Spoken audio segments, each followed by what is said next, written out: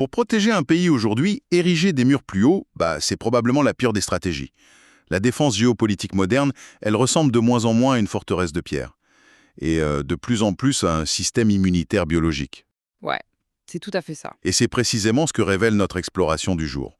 On se base sur une source unique, un extrait, sobrement intitulé « Texte collé ». L'objectif de cette analyse approfondie, c'est vraiment de comprendre, en toute neutralité bien sûr, la posture stratégique de Reageli face aux bouleversements mondiaux actuels. On ne prend pas parti, on expose juste les faits. Exactement. Il s'agit d'analyser la logique qui sous-tend leur choix face à ces crises, sans porter de jugement de valeur. Voilà. Bon, décortiquons tout cela.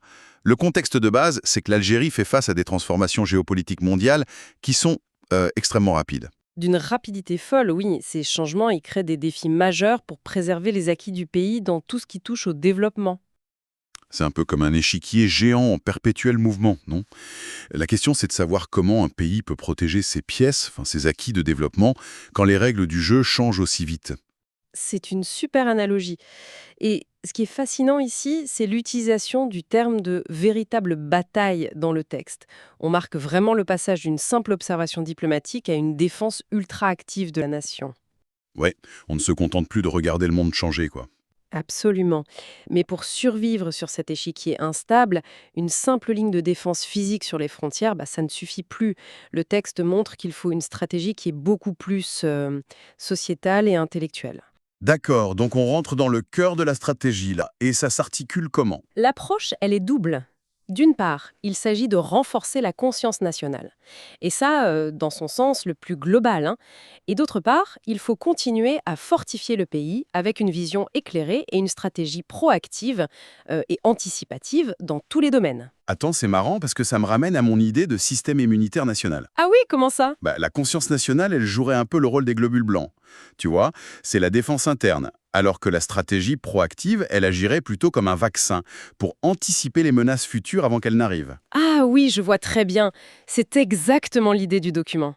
On prépare le corps social à réagir. Mais du coup, une fois que ce système immunitaire est défini, comment le pays fait pour le nourrir, concrètement? Je veux dire, sans dépendre des médicaments de l'extérieur, si on garde la métaphore. Eh bien, la conclusion du texte est hyper claire là-dessus. L'Algérie s'appuie désormais sur ses propres capacités. Elle mise tout sur les compétences nationales pour renforcer sa puissance. Uniquement sur le talent local, c'est quand même un sacré défi aujourd'hui. C'est vrai, mais l'objectif, c'est de garantir une vraie souveraineté nationale. Si l'on relie cela au tableau d'ensemble, on comprend vite que la véritable souveraineté moderne, selon cette vision, elle ne s'achète pas à l'étranger. Elle se cultive de l'intérieur, quoi. Tout à fait. Elle se bâtit grâce au talent et à l'autonomie locale. C'est hyper intéressant. Donc, pour synthétiser un peu tout ça, la réponse de l'Algérie aux défis géopolitiques repose vraiment sur 3 gros piliers. Ouais, la conscience interne, l'anticipation stratégique et la confiance exclusive en ses propres compétences. Voilà. Et ça nous amène à une réflexion finale assez provocatrice pour ceux qui nous écoutent et qui aiment creuser le sujet. Je t'écoute. Si la véritable souveraineté au XXIe siècle repose avant tout sur l'expertise et les compétences internes d'une nation, plutôt que sur ses seules frontières physiques ou son armée, Ouais. eh bien, on peut se demander comment redéfinir ce que signifie réellement la puissance d'un État à notre époque. La vraie forteresse aujourd'hui, elle est peut-être complètement invisible. Voilà de quoi faire réfléchir. Bienvenue dans cette nouvelle analyse en profondeur. Je suis vraiment ravie qu'on se penche aujourd'hui sur des documents officiels assez fascinants concernant le paysage énergétique mondial. Oui, c'est un sujet majeur. On va analyser le lancement par l'Algérie d'un tout nouvel appel d'offres international pour l'exploration et la production d'hydrocarbures. Exactement. Et la mission de notre discussion, c'est de décortiquer un peu les détails de cette annonce. Parce que honnêtement, quand on lit les sources, ça ressemble bien plus à une invitation VIP ultra calculée pour les investisseurs qu'un appel d'offres classique. C'est tout à fait ça. Historiquement, un État se contentait de dire voilà nos ressources, prenez-les à nos conditions. Mais là, on sent une vraie stratégie pour attirer des capitaux massifs. Du coup, pour comprendre pourquoi cette invitation est si spéciale, il faut regarder la méthode d'attribution. L'Agence nationale pour la valorisation des ressources en hydrocarbures lance ça officiellement ce dimanche. Oui, pour 7 zones contractuelles bien précises en fait. Voilà, 7 sites. La présentation et l'ouverture des plis se déroulent au Centre international des conférences à l'ouest d'Alger. Mais le point crucial, le terme technique qui ressort en permanence des textes, c'est le mécanisme de présélection. C'est vraiment le cœur du réacteur, ce mécanisme. En gros, il permet aux investisseurs de déterminer à l'avance la viabilité économique d'un site avant même de s'engager financièrement. Ce qui est énorme, parce qu'avant, une entreprise achetait une concession un peu à l'aveugle, non? Avec le risque que le puits soit totalement C. Ah bah, c'était un pari à plusieurs milliards. Mais avec cette présélection, ils ont d'abord accès à des données sismiques cruciales. Si les chiffres montrent que c'est pas rentable, bah, l'entreprise peut juste se retirer sans subir de pénalité. Attendez, c'est un peu comme si on permettait de tester une voiture avant de l'acheter. Genre, on fait pas juste un tour sur le parking, on démonte le moteur pour vérifier l'usure de chaque pièce avant de signer le chèque. C'est une excellente analogie, oui. Ça réduit le risque technique et financier. Et à l'échelle des hydrocarbures, où les projets durent des décennies, c'est vital. Ce filtre garantit une rentabilité quasi immédiate pour les multinationales. Mais du coup, qu'est-ce que l'État y gagne?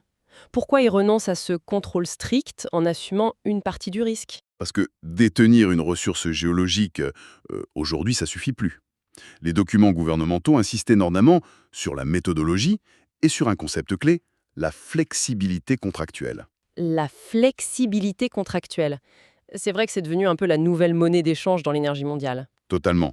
Dans la réalité, rendre un contrat flexible, ça veut dire qu'on peut adapter les taux d'imposition si le prix du baril chute soudainement, ou moduler la durée des baux selon la complexité du forage. En gros, être rigide, ça fait juste fuir les capitaux vers d'autres pays. Alors que l'adaptabilité, ça permet de forger des alliances durables. Exactement. En réduisant le risque initial, l'État capte des investissements massifs. C'est une ambition géopolitique beaucoup plus large, pour renforcer la sécurité énergétique du pays et surtout son positionnement mondial. Surtout dans un marché international qui est devenu hyper compétitif.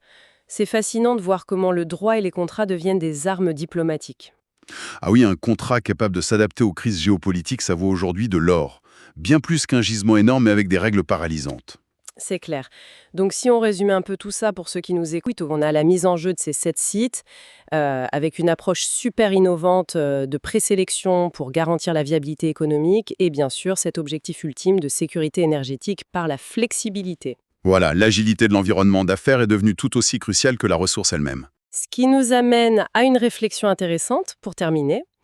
Avec cette démonstration de force, ou plutôt de flexibilité contractuelle pour attirer les capitaux vers les hydrocarbures traditionnels, on peut se demander comment ces nouvelles méthodes d'attraction des investissements pourraient redéfinir les rapports de force dans la diplomatie énergétique mondiale de demain.